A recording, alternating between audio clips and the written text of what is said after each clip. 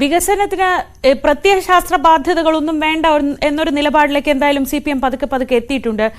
സ്വകാര്യ സർവകലാശാല തുടങ്ങുന്നതടക്കമുള്ള കാര്യങ്ങൾ അതാണ് സൂചിപ്പിക്കുന്നത്. അങ്ങനെയെങ്കിൽ അത്തരം പദ്ധതികൾ ഒരു വർഷമേ ഉള്ളൂ പൂർത്തിയാക്കാൻ. നേരത്തെ അരുൺ പറഞ്ഞതുപോലെ ഇനി വരുന്ന സർക്കാർ ആയിരിക്കും പൂർത്തിയാക്കേണ്ടത്. പക്ഷെ ഒരു മൂന്നാം പിണറായി സർക്കാർ അല്ലെങ്കിൽ മൂന്നാം LDF സർക്കാർ അവർ സ്വപ്നം കാണുന്നുമുണ്ട്. അപ്പോൾ ആ തരത്തിൽ ഇത്രയും കാലം CPMനെ LDFനെ പിടിച്ചു നിർത്തിയിരുന്ന ബാധ്യതകൾക്കൊക്കെ അപ്പുറത്തേക്കുള്ള പദ്ധതികൾക്കുള്ള ഒരു സാധ്യത അത് എത്രത്തോളമുണ്ട്?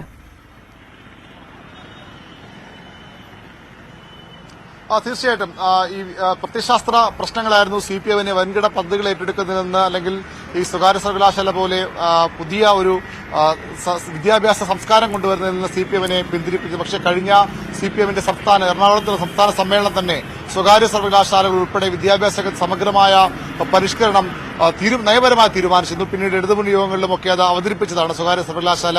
അത്തരം നീക്കങ്ങളുമായി സർക്കാർ തീർച്ചയായിട്ടും മുന്നോട്ട് പോകും. ടോളുകളുടെ കാര്യം തന്നെ ഏറ്റവും പ്രധാനപ്പെട്ട ഒരു തെളിവായി നമുക്കതിനെ കാണാം. കാരണം ടോളുകൾ ഇടതുമുന്നണി സർക്കാരിന്റെ നയമല്ല, ടോളുകൾക്കെതിരായിരുന്നു ഇടതു സർക്കാർ. പലപ്പോഴും ടോൾ വിരുദ്ധ സമരങ്ങളൊക്കെ വരികയും നമ്മൾ കണ്ടതാണ്. കഴിഞ്ഞ പിണറായി സർക്കാരിന്റെ കാലത്ത് കെ സുധാകരൻ സംസ്ഥാനത്തെ അവസാനത്തെ ടോളും അവസാനിപ്പിക്കുന്നു, ടോൾ പിരിവും അവസാനിപ്പിക്കുന്നു വലിയ പ്രഖ്യാപനം നടത്തിയ നമ്മൾ ഓർമ്മയിലുള്ളതാണ്. അന്ന് ആ നിലപാടെടുത്ത ധനമന്ത്രി തോമസ് ഐസക് ഇന്ന് ടോളുകൾക്ക് അനുകൂലമായ നിലപാട് സ്വീകരിക്കും നമ്മൾ ഇന്നലെ കേട്ടതാണ്. അത്തരത്തിൽ പ്രത്യയശാസ്ത്ര ചങ്ങലകൾ ഉണ്ടായിരുന്നു പല വിഷയങ്ങളിലും CPMന്. പക്ഷേ ആ ചങ്ങലകളൊക്കെ പൊട്ടിച്ചുകൊണ്ട് നാടിന്റെ വികസനം എന്നൊരൊറ്റ ലക്ഷ്യമാണ് ഇപ്പോൾ തങ്ങൾക്ക് മുന്നിലുള്ളത്. അവിടെ പ്രത്യയശാസ്ത്ര സമീപനങ്ങളിൽ വെള്ളം ചേർക്കാം, കടുംപിടുത്തങ്ങൾ ഒഴിവാക്കാം, നേരത്തെയുള്ള ഈ വരട്ടുവാദം എന്നൊക്കെ പറഞ്ഞ് എതിരാളികൾ കളയാക്കിയിരുന്ന അത്തരം നീക്കങ്ങളോട് ഇനി നമുക്ക് യോജിക്കാൻ കഴിയില്ല. നാടിന്റെ വികസനത്തെ മുരടിപ്പിക്കുമെന്ന് CPM ഒടുവിൽ തിരിച്ചറിയുന്നു. അതുകൊണ്ട് തന്നെ അത്തരം പ്രശ്നങ്ങളൊന്നും ഇപ്പോൾ അവർക്ക് മുന്നിലില്ല. വലിയ രീതിയിൽ അത്തരം പദ്ധതികൾ ഇനിയും ഉണ്ടാകും. അത് സ്വകാര്യ സർവകലാശാല ഒരു നിയമനിർമ്മാണത്തിലൂടെ കൊണ്ടുവരാൻ സർക്കാർ തീരുമാനമെടുത്തിരിക്കുന്ന തീരുമാനം തന്നെയാണ്. അതിൽ മാറ്റമുണ്ടാകില്ല. അല്പസമയം നമ്മളൊരു പ്രധാനപ്പെട്ട മന്ത്രിയുമായി വളരെ അടുത്ത് സംസാരിക്കാനുള്ള അവസരം കിട്ടി. അദ്ദേഹം പറയുന്നത് അതുതന്നെയാണ്. സ്വകാര്യ സർവകലാശാലകൾ കഴിഞ്ഞ മന്ത്രിസഭാ യോഗത്തിൽ ചർച്ചയ്ക്കെടുക്കാത്തത് മന്ത്രി ഇല്ലാത്തതുകൊണ്ടാണ്. അത് ഒരു തീരുമാനമാണ്, ഇടതുമുന്നണിയുടെ രാഷ്ട്രീയ തീരുമാനമാണ്, സർക്കാരിന്റെ അവർ ഉറപ്പിക്കുന്ന ഒരു പുതിയൊരു പ്രഖ്യാപനമാണ്. അതിലേക്ക് തന്നെ പോകും. എതിർപ്പുകളൊക്കെ CPI ഉൾപ്പെടെയുള്ള ഘടകകക്ഷികളെ, RJD ഉൾപ്പെടെ ഘടകകക്ഷികളെ പറഞ്ഞു മനസ്സിലാക്കാൻ കഴിയും എന്ന പ്രതീക്ഷയാണ് CPM. അതുകൊണ്ട് തന്നെ അത്തരം കാര്യങ്ങൾ പിന്നോട്ട് പോക്കുണ്ടാകില്ല. കിഫ്ബി റോഡുകൾക്ക് ടോൾ പിരിവ്, ടോൾ അല്ലാതെ യൂസർ ഫീ ആണ്.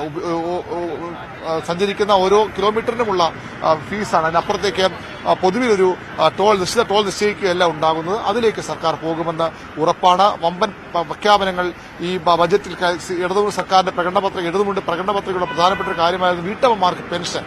അതാണ് ഒരുപക്ഷെ ഒരു വലിയൊരു ആയുധമായി ഇനി വരുന്ന തെരഞ്ഞെടുപ്പിൽ CPM അവതരിപ്പിക്കാൻ പോകുന്നു. അതും ഉണ്ടാകും. അത് ഈ ബജറ്റിലാണോ അടുത്ത നോട്ട് ഓൺ അക്കൗണ്ട് അവതരിപ്പിക്കുമ്പോഴോ അതിനു മുമ്പുള്ള പ്രഖ്യാപനങ്ങളുമാണെന്ന് വ്യക്തതയില്ല. പക്ഷേ അത്തരം കാര്യങ്ങളും ഉണ്ടാകും. അങ്ങനെ ക്ഷേമം ഒരു വശത്ത് ഉറപ്പാക്കിക്കൊണ്ട് എങ്ങനെയാണോ രണ്ടാം പിണറായി സർക്കാർ അധികാരത്തിൽ വന്നത് അതേ ഒരു ലൈനിലേക്ക് CPM സർക്കാരും വീണ്ടും കടക്കുമെന്ന് ഉറപ്പാണ്. ഒരു വശത്ത് ക്ഷേമം, മറുവശത്ത് വികസനം. അവിടെ ഈ നേരത്തെ ഡാൻ സൂചിപ്പിച്ച പോലെ, ശ്രീജ ചോദിച്ചതുപോലെ വയനാട് എന്ത് നൽകാൻ സർക്കാരിന് കഴിയും? വയനാട് എങ്ങനെ പുനരധിവാസം പൂർത്തിയാക്കും? കാരണം കേന്ദ്രത്തിൽ സമ്പൂർണ്ണ അവഗണന അതിലുണ്ട് എന്ന് വിമർശിക്കുന്ന സർക്കാർ എങ്ങനെ വയനാടിനെ ചേർത്തു പിടിക്കും ഈ ബജറ്റിൽ നിന്ന് വളരെ പ്രധാനപ്പെട്ട ഒരു കാര്യം തന്നെയാണ്. അതും ഇന്നത്തെ KN ബാലഗോപാലിന്റെ ബജറ്റ് പ്രസംഗത്തിൽ വ്യക്തമായി വരും. അങ്ങനെ നിരവധി പ്രശ്നങ്ങൾ സർക്കാരിന് മുന്നിലുണ്ട്, പ്രതിസന്ധികളുണ്ട്. അതൊക്കെ മറികടന്നുകൊണ്ട് അക്ഷരാർത്ഥ ഒരു മാജിക് തന്നെ നടത്തണം KN ബാലഗോപാലിന് ഒരു ജനക്ഷേമ ബജറ്റ് അവതരിപ്പിക്കാൻ. അങ്ങനെ പറയുമ്പോഴും ഒരു മറുവശത്ത് നികുതി വരവ് വർദ്ധിപ്പിക്കണം. അത് നികുതി അത്ര എളുപ്പമല്ല. എല്ലാത്തിനും നികുതി വർദ്ധിപ്പിച്ച് മുന്നോട്ട് പോവുക ആണെങ്കിൽ ഒരു ക്ഷേമ ബജറ്റ് അതിനെ കണക്കാക്കാൻ കഴിയും. അതുകൊണ്ട് നികുതിക്ക് പകരം ചില ഫീസുകൾ വർദ്ധിപ്പിക്കും. നമുക്കറിയാം കഴിഞ്ഞ തവണ ഈ കെട്ടിട ഫീസ്, അതായത് നമ്മൾ കെട്ടിടങ്ങൾക്ക് അപേക്ഷിക്കുമ്പോഴുള്ള ഫീസ് അടക്കം വർദ്ധിപ്പിച്ച് വലിയ രീതിയിൽ വർദ്ധിപ്പിച്ച് വെട്ടിലായിരുന്നു സർക്കാർ. പിന്നീട് CPM ഇടപെട്ട് തിരുത്തേണ്ടി വന്നു. ഇടതുമുന്നണിയിൽ പ്രതിഷേധം ഉയർന്നു. അതുകൊണ്ട് ആ രീതിയിൽ വൻകിട വർധനയുണ്ടാകാതെ കഴിഞ്ഞ പതിറ്റാണ്ടുകളെ വർദ്ധിപ്പിക്കാത്ത പലയിടം ഫീസുകൾ സംസ്ഥാനത്തുണ്ട്. അത്തരം ഫീസുകളിൽ ഒരു വർധന ഈ ബജറ്റിൽ പ്രതീക്ഷിക്കുന്നു. സ്വാഭാവികമായും അങ്ങനെയല്ലാതെ സർക്കാരിന് മുന്നോട്ട് പോകാനാകില്ല. അത്തരം ഫീസുകളുടെ വർദ്ധിപ്പിക്കൽ ഈ ബജറ്റിന്റെ പ്രഖ്യാപനങ്ങൾ ഉണ്ടാകും. അങ്ങനെ വർദ്ധിപ്പിക്കുമ്പോഴും ക്ഷേമ ബജറ്റ് എന്ന സർക്കാരിന്റെ മുന്നിൽ ലക്ഷ്യം ചോദ്യം ചെയ്യാത്ത തരത്തിലുള്ള വർധനകൾ മാത്രമേ ഉണ്ടാകൂ എന്നാണ് ധനവകുപ്പുമായി ബന്ധപ്പെട്ട കേന്ദ്രങ്ങളിൽ നിന്ന് നമുക്ക് ലഭിക്കുന്ന സൂചനകൾ. അങ്ങനെ ക്ഷേമം ഒരു വശത്ത് കൊണ്ടുപോകണം, വികസനം ഉറപ്പാക്കണം. എന്താണ് ഇതിനെങ്ങനെ ബാലൻസ് ചെയ്യാനാകും കെ.എൻ. ബാലഗോപാലിന് എന്നതാണ് ഏറ്റവും പ്രധാനപ്പെട്ട കാര്യം. നമുക്കറിയാം അദ്ദേഹം വളരെ ആലങ്കാരികമായൊന്നും കാര്യങ്ങൾ തോമസ് ഐസക്കിനെ പോലെ ആലങ്കാരികമായി കാര്യങ്ങൾ പറയുന്ന ആളല്ല. കാര്യങ്ങൾ വളരെ സ്ട്രെയിറ്റ് ആയിട്ട് പറഞ്ഞു പോകുന്ന ധനമന്ത്രിയാണ്. അതിന്റെ ബജറ്റ് അവതരണത്തിന് പ്രത്യേകതയും അത് തന്നെയാണ്. കവിതകളും ലോക ക്ലാസിക്കുകളെയും ഒക്കെ കൂട്ടുപിടിച്ച് കെ.എൻ. ബാലു ബജറ്റ് അവതരിപ്പിക്കുമെങ്കിൽ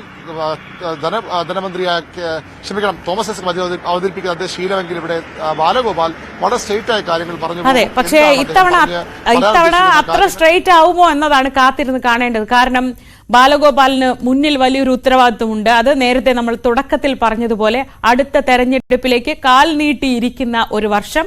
അപ്പോ ആ തെരഞ്ഞെടുപ്പിന് മുൻപായി നേരത്തെ അരുൺ തന്നെ പറഞ്ഞതുപോലെ ജനങ്ങൾക്ക് നഷ്ടമായിട്ടുള്ള ഒരു വിശ്വാസം, പ്രത്യേകിച്ച് സാധാരണക്കാർക്ക്, സർക്കാർ ജീവനക്കാർക്കൊക്കെ നഷ്ടമായിട്ടുള്ള ഒരു വിശ്വാസമുണ്ട്. അത് തിരിച്ചുപിടിക്കുക എന്നുള്ള വലിയ ദൗത്യവുമായിട്ടാണ് ഇന്ന് കെ.എൻ. ബാലഗോപാൽ ഈ ബജറ്റ് അവതരിപ്പിക്കാൻ നിയമസഭയിൽ എത്തുന്നത്. അപ്പോൾ അദ്ദേഹത്തിന്റെ പ്രാക്ടിക്കൽ അപ്രോച്ച് നമ്മൾ കഴിഞ്ഞ വർഷങ്ങളിലൊക്കെ കണ്ടതാണ്.